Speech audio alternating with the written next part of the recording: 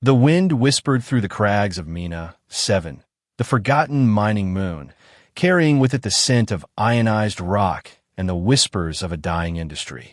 Where once thousands of workers had carved fortunes from the moon's crust, now only the remnants of their civilization remained.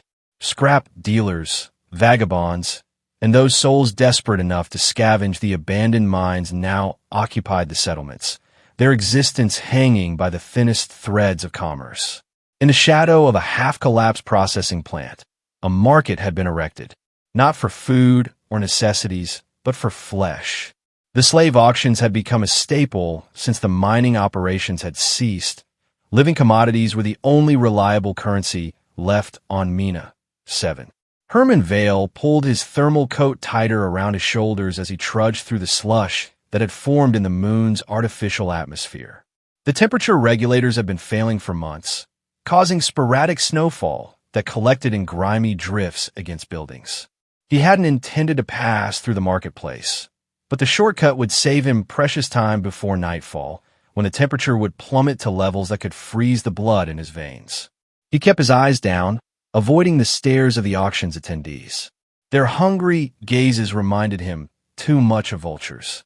The auction block itself was a sorry affair, a makeshift platform cobbled together from mining pallets, illuminated by harsh fluorescent lights that cast everyone in a sickly pallor. "Final lot," called the auctioneer, his voice cracking through an antiquated amplification system. "Mixed specimen. Female. Approximately 20 Earth years. Minimal damage, though unresponsive. Some evidence of echo-sensory capabilities, but inconsistent. Starting bid at 50 credits. Herman would have continued walking, would have maintained the isolation he had cultivated for 5 years since the accident that claimed his family, if not for what happened next. Silence. Not a single bid. He glanced up to spite himself and saw her. Huddled in a transport cage too small for her frame, she was barely visible beneath a layer of grime and matted hair. But what caught Herman's attention were her hands, long-fingered, elegant despite their bruised state. Artist's hands, like his wife's had been. No taqueros. The auctioneer sounded unsurprised. Very well, destined for disposal then. Herman's feet stopped moving. 5 years of carefully constructed solitude threatened to crumble as something in his chest constricted. Disposal. He knew what that meant on Mina 7. "Wait," he found himself saying, his voice rough from disuse. "I'll take her." The auctioneer's eyebrows rose. "For 50 credits?" Herman shook his head. "For nothing. You were going to dispose of her anyway."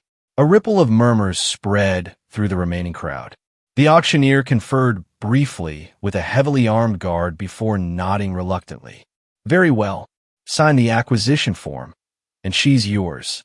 No returns." And just like that, Herman Vale broke his vow of isolation. As he signed the digital form with his thumbprint, he wondered if he had finally lost his mind completely. He was a sculptor who hadn't touched clay in 5 years, living in a half-abandoned outpost, and now he was bringing home a broken slave who represented everything he had been avoiding. They gave him a control collar remote, which he immediately deactivated and pocketed. The guard unlocked the cage and roughly pulled the unresponsive woman out, letting her collapse onto the frozen ground. "All yours," he sneered. Herman knelt beside her, hesitating before touching her shoulder. "Can you walk?" he asked quietly. No response. Her eyes remained fixed on nothing, breathing shallow. She was lighter than he expected as he gathered her into his arms. The crowd parted for him, their expressions ranging from disgust to morbid curiosity. The journey back to his cabin took twice as long with his burden, but Herman didn't stop once. The wind picked up, bringing with it the first flurries of night snow. By the time he reached his isolated home, a repurposed equipment shed set against the protection of a rock face. His arms ached and his lungs burned in the thinning air. His cabin was Spartan but warm. The mining company had abandoned good heating units when they left, and Herman had salvaged one for himself. He laid the woman on his narrow bed and stood back, suddenly uncertain. 5 years of solitude had left him ill-equipped for company, especially company in such a state. He filled a basin with warm water, and found a clean cloth. With clinical detachment, he began washing the grime from her face. Beneath the dirt, her features emerged. High cheekbones, a strong jaw, and skin the color of burnished copper. But it was her ears that confirmed what the auctioneer had called a mixed specimen. They tapered to slight points, revealing Aeolian heritage.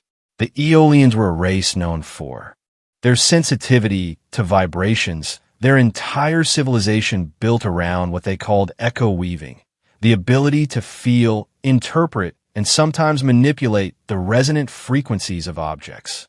Most had fled this sector during the Harmonic Wars 30 years ago. Those who remained were typically outcasts or half-breeds. Herman cleaned her methodically, finding and treating abrasions with antiseptic. Her breathing remained shallow but steady. When he had done all he could, he covered her with his thickest blanket, then retreated to his workbench where he would spend the night. He watched her from across the room, wondering what madness had possessed him. For 5 years, he had spoken to no one unless absolutely necessary. He had turned away from his art, from life itself, after losing everything in the transport crash. His wife, his daughter, his purpose, all gone in flames. He had come to Mina, 7 to disappear, not to rescue strangers. Yet here he was, with an unconscious Aeolian half-breed in his bed, breaking every rule of isolation he had set for himself. "What am I doing?" he whispered to the empty room. The woman didn't stir, and outside, the wind howled an answer he couldn't decipher. For 3 days, the woman remained unresponsive. Herman established a routine, cleaning her, attempting to feed her broth, most of which dribbled from her lips, and checking her wounds. He spoke little, uncomfortable with the sound of his own voice in the cabin that had known only silence. On the 4th day, he noticed her eyes tracking his movements. Progress, however minimal.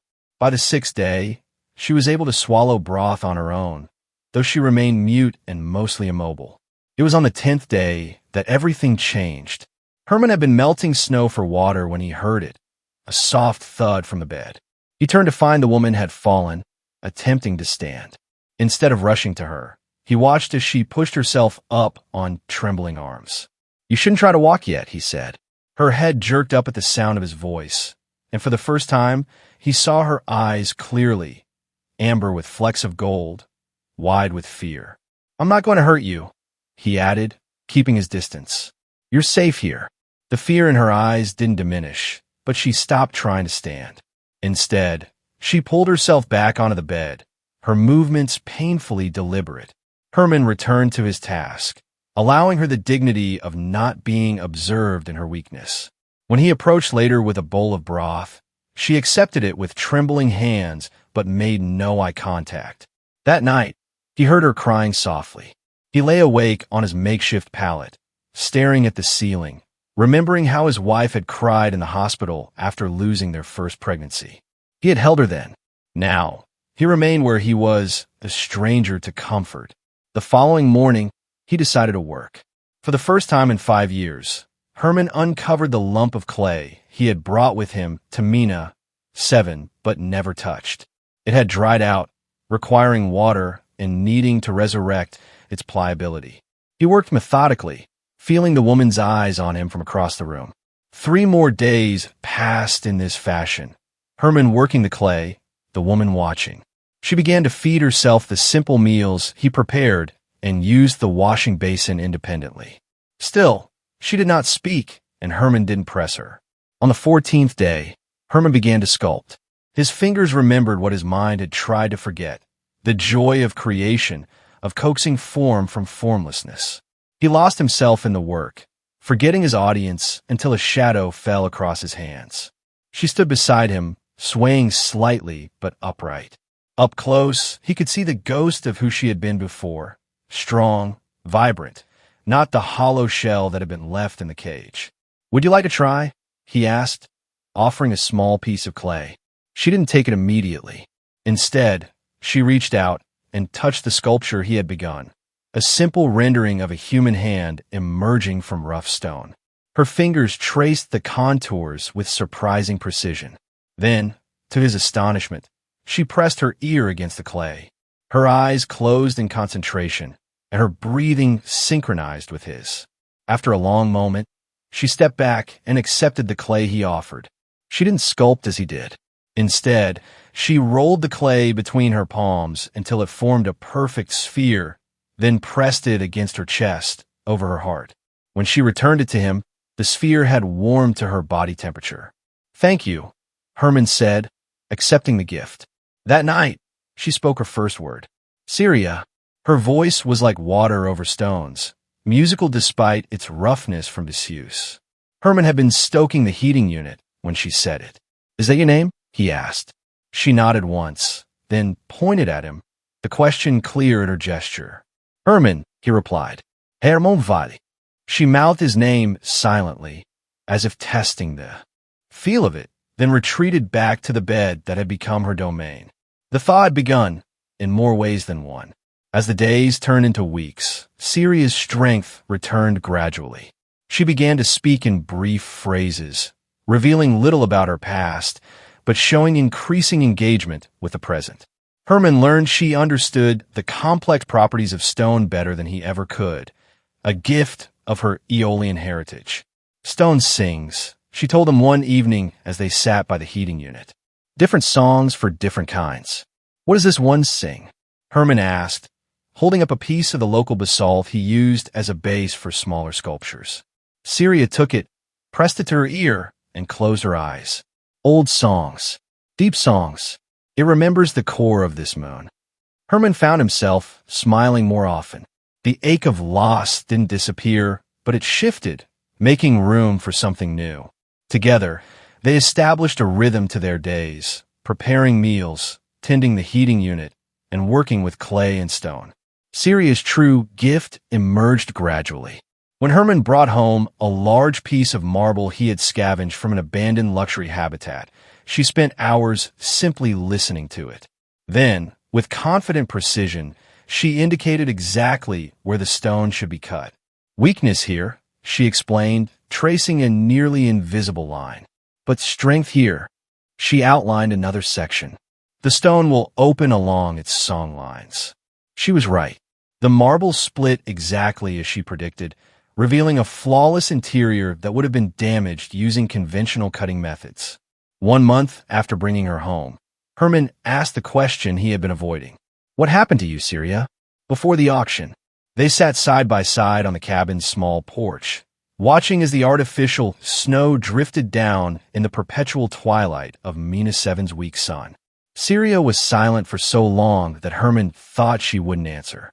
When she finally spoke, her voice was distant, as if recalling a dream. "I was an echo listener for the Meridian Corporation. They brought me to hear the songs of the deep mines, to find the strongest veins of ore." "You were a slave for the mining company?" She shook her head. "Contractor. Paid well. But when the mines began to fail, they sold their assets. I became," she struggled for the word, "inventory." Herman's hands tightened on his knees.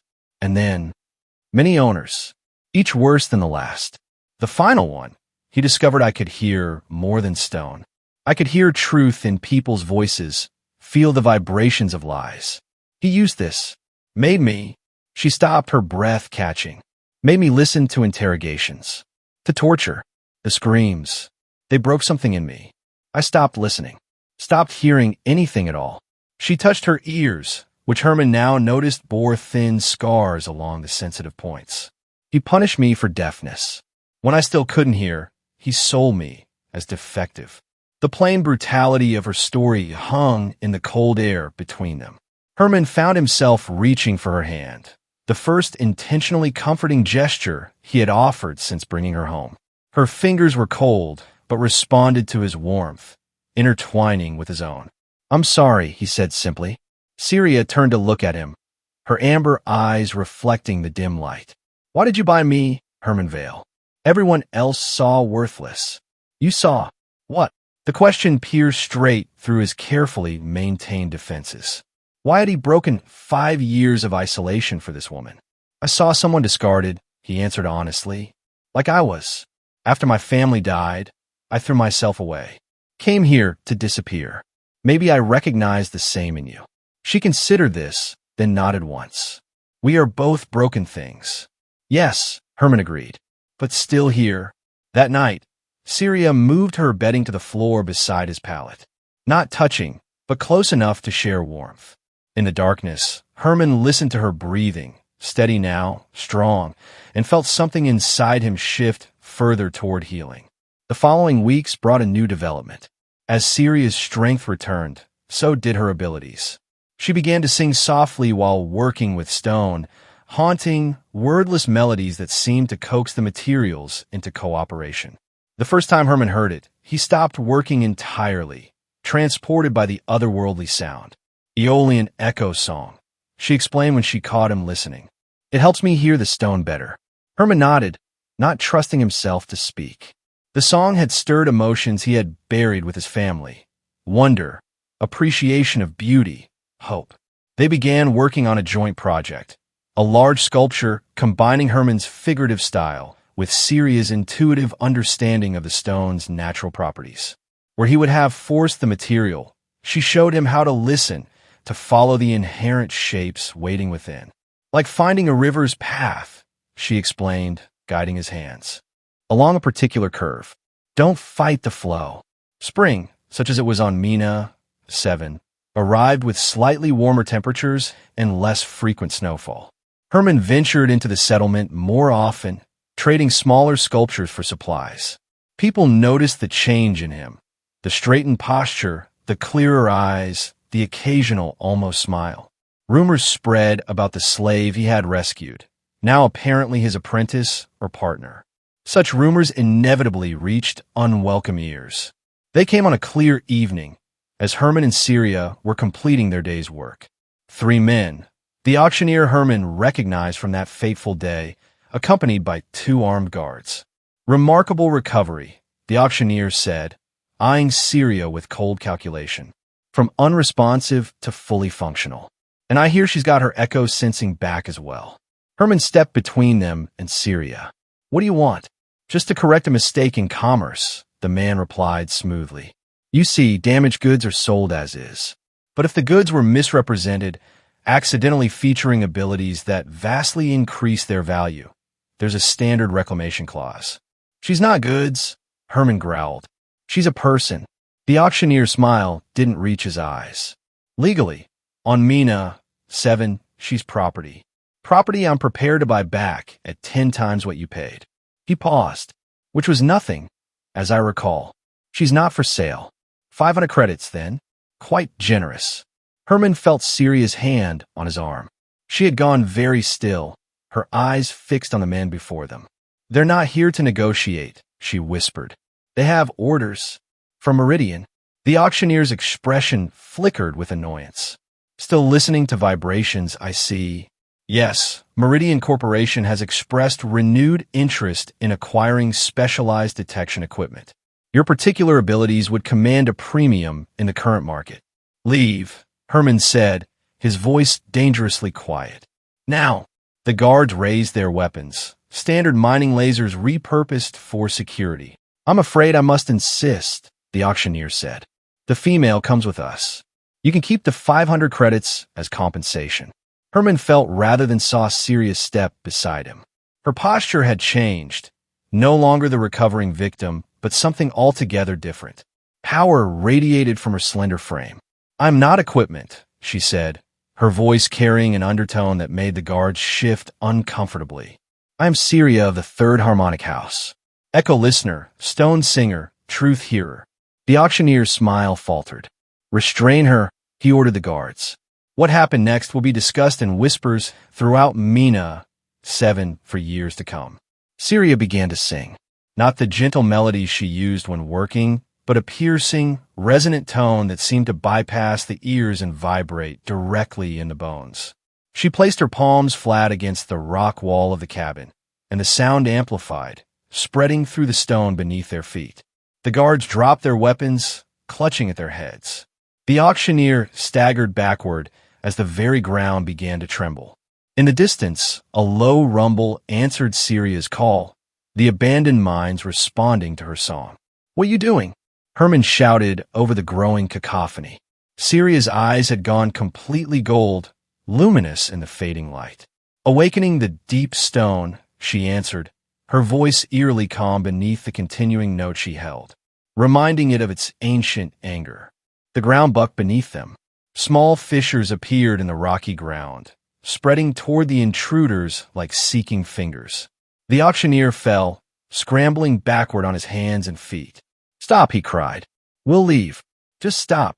Syria maintained the song for one more heartbeat before letting it fade. The rumblings subsided gradually, the moon settling back into uneasy slumber. When she spoke again, her voice carried the weight of absolute certainty. "I belong to no one. Neither corporation nor person owns me. I stay with Herman Vale by choice, not possession. Spread that truth and never return." The men fled, the guards half carrying the auctioneer down the path toward the settlement. Only when they disappeared from sight did Syria collapse, Herman barely catching her before she hit the ground. He carried her inside, laying her gently on the bed. Her skin burned with fever, her breathing shallow once more. "Too much," she whispered. "Been too long since I sang to deep stone." "Rest," Herman urged, pressing a cool cloth to her forehead. "They're gone. You're safe." Her hand found his, clutching with surprising strength. "We're safe," she corrected. For 3 days, Syria drifted in and out of consciousness, her fever rising and falling like the tides of a distant ocean. Herman barely slept, monitoring her condition, coaxing water and broth between her cracked lips, talking softly about nothing and everything. He told her about his wife Elena, a botanical engineer who could make anything grow. About his daughter Miriam, only 7 when the transport crashed, who had inherited her mother's green thumb and her father's artistic eye. He spoke of the life they had built and lost, of the guilt he carried for surviving when they didn't. Whether Syria heard him or not, the act of speaking the words aloud broke something open inside Herman. Years of carefully maintained numbness cracked like ice in spring, pain and grief flowing freely. On the 4th night, Syria's fever broke. Herman had fallen asleep beside the bed, his head resting on his arm. He woke to the sensation of fingers combing gently through his hair. "You stayed," Syria said softly. Herman sat up slowly, finding her eyes clear and alert. "Of course I stayed. You talk in your sleep," she continued. "You tell them you're sorry." Over and over. Herman looked away, unable to meet her gaze. Old habits. "Look at me, Herman Vale." He did, reluctantly. "I heard you," she said. "All of it. Your wife, your daughter. The crash wasn't your fault." "I changed our booking," he whispered, the admission painful even after 5 years. "If we'd taken the original transport, then you might all have died together," she interrupted. "Or none of you might have died at all. The universe doesn't offer certainties, only possibilities." "Is that Aeolian wisdom?" he asked, attempting to deflect. "No," she replied. "Just truth. I can hear it in the spaces between your heartbeats." Somehow, this strange statement offered more comfort than any conventional consolation ever had. Herman found himself nodding, accepting if not fully believing. Syria recovered quickly after that night. Within a week, she was back to working alongside Herman, though she refrained from echo singing, admitting she needed more time to fully regain her strength. The incident with the auctioneer had unexpected consequences. Rather than bringing unwanted attention, it established a protective buffer around Herman's cabin.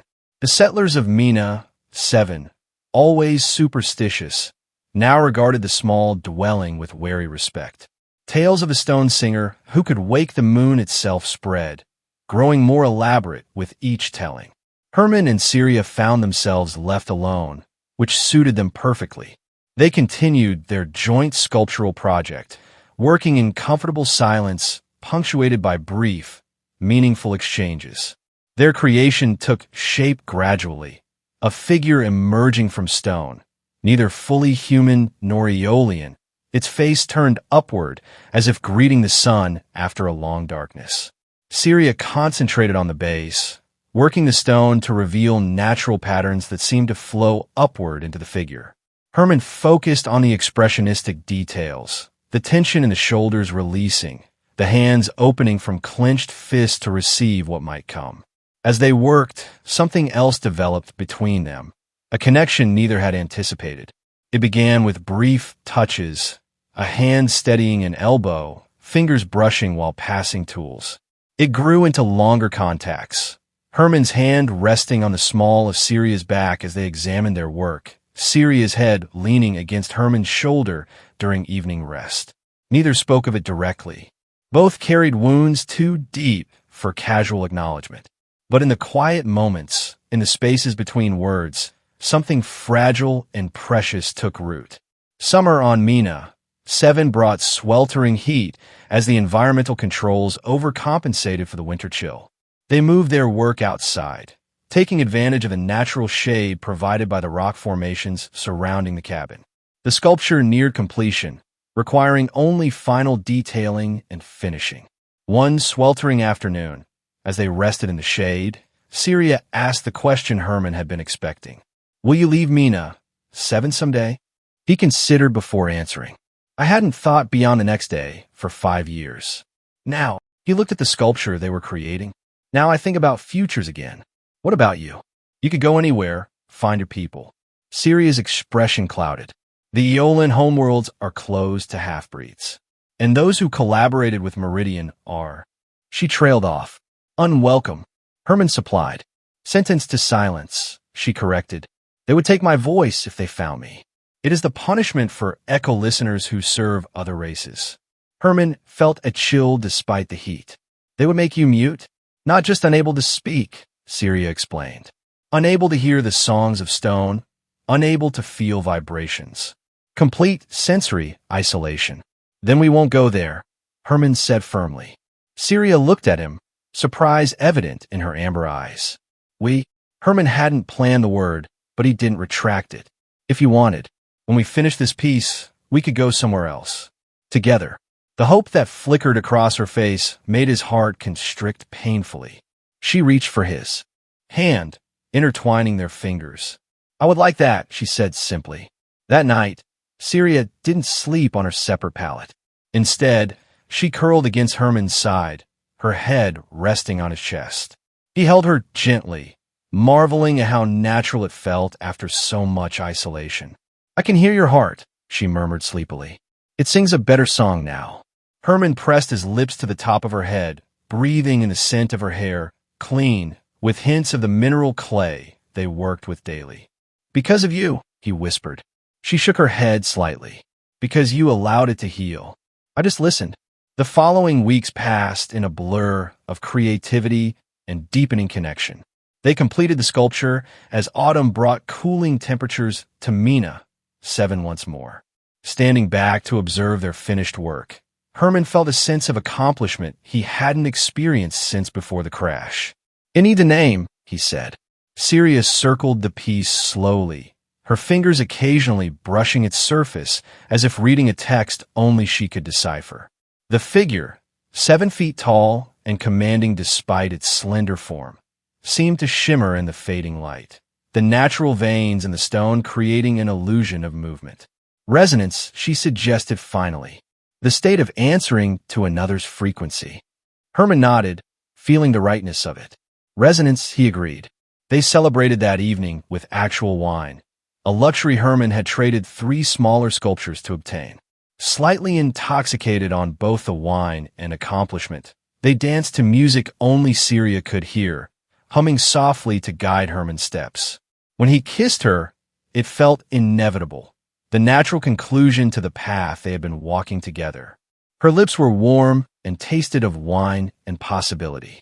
She responded with a hunger that matched his own, her slender frame pressing against him as if seeking to eliminate any space between them. Later, lying tangled together on the combined bedding, Syria traced the lines of Herman's face with her fingertips. "You were the only one who saw me," she whispered. "When I was nothing." "You were never nothing," Herman countered, catching her hand and pressing a kiss to her palm. "Just waiting to be heard again." A comfortable silence fell between them, broken only by the soft sound of their breathing synchronizing.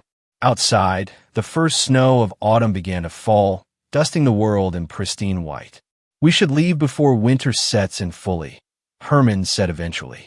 The transports become unreliable once the heavy storms begin. Syria nodded against his chest. Where will we go? Herman had been considering this question for weeks. There's a colony on Vesta Prime. Artists, mostly. They value craftspeople, and they're known for respecting privacy. We could start there. A new beginning, Syria mused. Do you think we're ready? Herman thought about the journey they had both taken, from broken, discarded things to creators capable of beauty again. Yes, he said. I think we are. They spent the following days preparing, packing essential tools, arranging transport, selling or trading items they couldn't take. The sculpture, Resonance, would remain behind, too large and delicate to move. Somehow this felt right to both of them, leaving a marker of their transformation on the moon that had witnessed it. The evening before their scheduled departure, they received an unexpected visitor, an older woman from the settlement, known for trading in information rather than goods, arrived at their cabin. Thought you should know, she said without preamble. Meridian Corp's ship docked this morning. They're asking questions about Aeolian hybrids. Herman felt Sirius stiffen beside him. How many, he asked. Full security team. 6 men, specialized equipment. The woman's sharp eyes flicked to Syria. They're offering rewards for information. Did you claim one? Herman asked bluntly. The woman snorted. I'm old, not stupid. The last people who crossed you two ended up babbling about singing mountains. Besides, she added, her voice softening slightly, this moon's seen enough corporate vultures picking clean the bones of its people. She declined their offer of tea, promising only to misdirect any inquiries that came her way before disappearing back down the path. We need to move up our departure, Herman said once she'd gone. First transport tomorrow, instead of waiting for the afternoon shuttle. Syria hadn't moved from where she stood, her face unnaturally pale. They won't stop, Herman. Meridian doesn't abandon valuable assets. You're not an asset, he reminded her firmly. And once we're off Mina 7, we can disappear properly. I've done it before. She nodded, but the worry didn't leave her eyes. They finished their preparations in tense silence, sleep coming fitfully, if at all, through the night. The storm hit just before dawn, an unexpected early blizzard that howled around the cabin. With predatory intent, Herman checked the transport schedules on their ancient comm unit, his heart sinking at the flashing cancellation notices. Nothing's flying in this, he told Syria. We're grounded until it passes. She joined him at the small window, watching as the snow erased the world outside. They'll wait, she said, though uncertainty tinged her voice. They have to. By mid-morning, the storm showed no signs of abating. Herman busied himself reinforcing the cabin's insulation, while Syria prepared a hot meal from their remaining supplies. The domesticity of their actions belied the anxiety building between them. The sound came just after noon, the distinctive whine of a vehicle designed for all weather conditions. Herman peered through the frosted window, his blood running cold at the sight of the heavy transport vehicle bearing Meridian's distinctive logo. They're here, he said unnecessarily, already moving to collect the few weapons they possessed, a mining laser with limited charge and a blade Herman used for wood carving. Syria placed a hand on his arm, stopping him. Those won't help against a corporate security team. We can't just surrender, Herman argued. She shook her head, a new resolve settling over her features. No, we won't. She moved to the center of the cabin, her posture straightening. I need you to trust me, Herman. Completely. Before he could respond, the first pounding came at the door. Residence check by authority of Meridian Corporation, called a mechanical voice. Open immediately. Herman looked to Syria, who gave a slight nod. One moment, he called back, moving to stand beside her. Whatever happens, she whispered, remember that I choose this freely. She closed her eyes, her breathing slowing as she placed her palms flat on the stone floor. When she began to sing, it was unlike anything Herman had heard before. Not the gentle harmonics she used for working, nor the threatening resonance she had unleashed against the auctioneer. This was deeper, more primordial, as if she were calling to the very core of the moon itself. The pounding at the door grew more insistent, followed by the distinctive sound of a breech charge being set. Herman watched in fascination as Syria's song intensified. The stone beneath their feet began to warm, then vibrate with increasing strength. The walls of the cabin trembled, dust sifting down from the ceiling. The door exploded inward just as the floor began to crack. Armed figures rushed in, weapons raised, only to stagger as the ground undulated beneath them. "Stop where you are," the lead officer shouted, training his weapon on Syria. She didn't acknowledge him, her song growing in intensity until it seemed to fill the entire cabin. The cracks in the floor widened, spreading up the walls and across the ceiling. Not destructively, Herman realized, but transformatively, as if the structure were shedding an old skin. The security team fired warning shots, the energy blast dissipating harmlessly against the stone walls, which now glowed with an inner light that matched the gold of Syria's eyes. "What the hell is happening?" one of the men shouted. Herman could only watch as Syria's song reached its crescendo. The entire cabin seemed to shift, the stone flowing like liquid around them, encasing them in a protective shell while expelling the intruders. Through gaps in the reforming walls, Herman glimpsed the men retreating, their expressions showing naked fear rather than aggression now. When the transformation completed, they stood inside what appeared to be a natural cave formation, the original cabin, now unrecognizable. The stone glowed with residual heat and energy, illuminating Syria's face as her song finally faded. She swayed, and Herman rushed to support her before she could fall. Unlike the last time she had used her abilities, she remained conscious, though clearly drained. "What did you do?" he asked in awe. "Ask the stone to remember its oldest shape," she murmured. "Before mining, before humans. It remembers being sanctuary." Outside, they could hear the security team regrouping, their voices carrying on the howling wind. "Are they going to come back in?" Herman asked. Syria shook her head weakly. "They can't find us now. The stone has hidden us within itself. We're part of the moon's oldest memory." Indeed, as Herman explored their new shelter, he found it had no visible entrance, yet somehow fresh air circulated freely.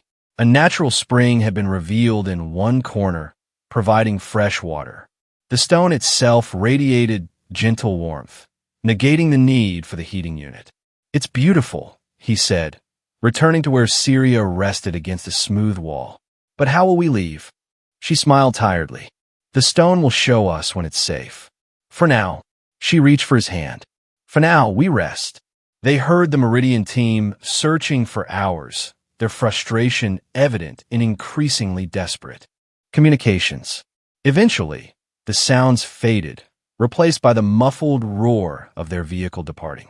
Still, Syria and Herman remained in their stone sanctuary, days blending together in a dreamlike existence. They had enough emergency rations to last several weeks, and the spring provided clean water. The glowing stone gave sufficient light to see by, bathing everything in a golden hue reminiscent of Syria's eyes. They spoke of the future of the colony on Vesta Prime, of the new sculptures they would create together. They spoke of the past as well. Herman's family, Syria's life before captivity. Healing conversations that had begun in the cabin continued in this womb of stone, deeper and more honest than before. On what they estimated to be the 10th day, Syria placed her ear against the wall, listening intently. "They're gone," she announced. "Truly gone." The storm drove them off-world. "And the stone?" Herman asked. "Will it release us?" Syria nodded. "It's waiting for our decision." "What decision?" She turned to face him fully, taking both his hands in hers. "We could leave Mina, 7, as we planned. Or, Herman prompted when she hesitated. Or we could stay. Here, in this place the stone has created for us. Protected, hidden from those who would use us or harm us." Herman considered the offer. The sanctuary was beautiful, peaceful in a way he hadn't experienced in years. Yet, we would be trading one isolation for another, he said gently. Syria nodded, seeming unsurprised by his observation. "Yes, but this time a chosen isolation. Together. Herman looked around at the flowing stone walls, the soft golden light, the spring bubbling quietly in the corner. Then he looked at Syria, no longer broken, no longer worthless, but powerful and whole. "What do you want?" he asked. She squeezed his hands. "I want to live, not just survive. I want to create beauty with you, whether here or elsewhere. She took a deep breath. "I want to be free to choose my own way, without fear." Herman pulled her into his arms, holding her as if she were the most precious thing in the universe. To him, she was. "Then let's choose freedom," he said. Syria nodded against his chest. When she stepped back, her eyes had regained their fire. She placed her palms against the nearest wall and hummed a single, pure note.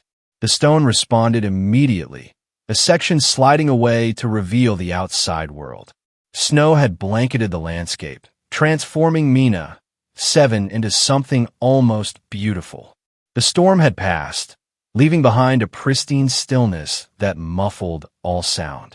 In the distance, the lights of the settlement twinkled weakly against the growing darkness.